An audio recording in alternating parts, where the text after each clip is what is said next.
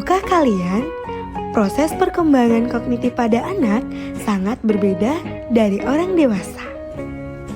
Anak-anak berubah melalui 4 tahap perkembangan secara otonom dan mandiri. Sebagai guru dan calon seorang guru, kita harus memberikan tugas yang sesuai dengan tahapan perkembangan anak dan memelihara kemandirian berpikir dan kreativitas. Bahwa tujuan akhir dari pendidikan adalah menciptakan manusia yang dapat menciptakan sesuatu yang baru. Halo semuanya, perkenalkan, saya Lailatul Istiqomah dengan NIM P2A6210023. Saat ini, saya merupakan mahasiswa program studi Magister Pendidikan Dasar Universitas Jambi. Perkenalkan, saya Disya Masningrum. Saat ini, saya adalah salah satu mahasiswa program studi Magister Pendidikan Dasar Universitas Jambi dengan NIM P2A621032. Halo semua, perkenalkan saya Dea Pandera dengan NIM P2A621022. Saat ini, saya merupakan mahasiswa program studi Magister Pendidikan Dasar Universitas Jambi. Saya Triyuda Setiawan dengan NIM P2A6210014, mahasiswa Magister Pendidikan Dasar Universitas Jambi.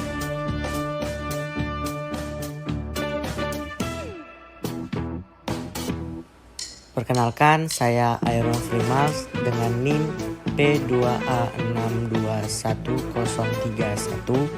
Saya adalah mahasiswa Pendidikan Dasar Universitas Jambi.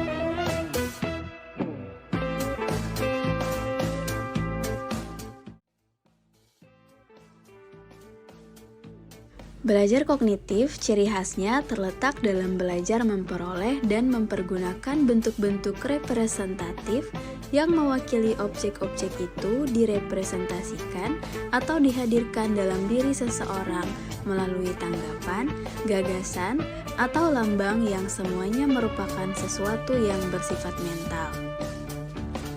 Tahap perkembangan dalam teori belajar kognitif. Yang pertama ada tahap enaktif.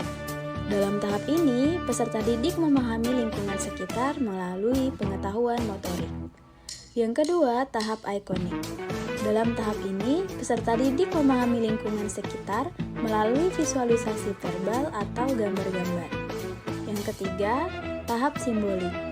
Dalam tahap ini, peserta didik memahami lingkungan sekitar melalui simbol-simbol bahasa dan logika. Teori kognitif banyak dipakai di dunia pendidikan, khususnya terlihat pada perancangan suatu sistem instruksional. Prinsip-prinsip teori kognitif antara lain, yang pertama, seseorang yang belajar akan lebih mampu mengingat dan memahami sesuatu apabila pelajaran tersebut disusun berdasarkan pola dan logika tertentu. Kedua, penyusunan materi pelajaran harus dari sederhana ke kompleks. Yang ketiga, belajar dengan memahami akan jauh lebih baik daripada dengan hanya menghafal tanpa pengertian penyajian. Teori-teori pembelajaran kognitif dikemukakan oleh beberapa ahli, antara lain Jean Piaget, Brunner, dan Ausubel. Penerapan menurut Piaget, proses belajar harus disesuaikan dengan tahap perkembangan kognitif yang dilalui oleh siswa. Proses belajar yang dialami seorang anak berbeda-beda pada tahapannya. Oleh karena itu, guru harus memahami tahapan-tahapan perkembangan kognitif dan memberikan metode, media pembelajaran yang sesuai dengan tahapan perkembangan peserta didik. Penerapan teori Brunner yang terkenal dalam dunia pendidikan adalah kurikulum spiral, di mana materi pelajaran yang sama dapat diberikan mulai dari sekolah dasar sampai perguruan tinggi. Cara belajar yang terbaik menurut Brunner dengan memahami konsep, arti, dan hubungan melalui proses intuitif kemudian dapat dihasilkan suatu kesimpulan atau free discovery learning. Menurut Ausable, siswa akan belajar dengan baik jika isi pelajarannya didefinisikan dan kemudian dipresentasikan dengan baik dan tepat kepada siswa atau advanced organizer. Dengan demikian, akan mempengaruhi pengaturan kemampuan belajar siswa. Teori kognitif memiliki kelebihan dan kekurangan. Kelebihan pada teori kognitif yaitu yang pertama, dapat meningkatkan kemampuan peserta didik untuk memecahkan masalah atau problem solving. Yang kedua, dapat meningkatkan motivasi pada peserta didik.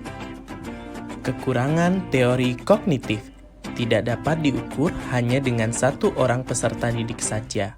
Maksudnya, kemampuan peserta didik harus tetap diperhatikan. Teori kognitivisme memiliki perspektif bahwa para peserta didik memproses informasi dan pelajaran melalui upayanya mengorganisir, menyimpan, dan kemudian menemukan hubungan antara pengetahuan yang baru dengan pengetahuan yang telah ada. Teori ini menekankan pada bagaimana informasi diproses.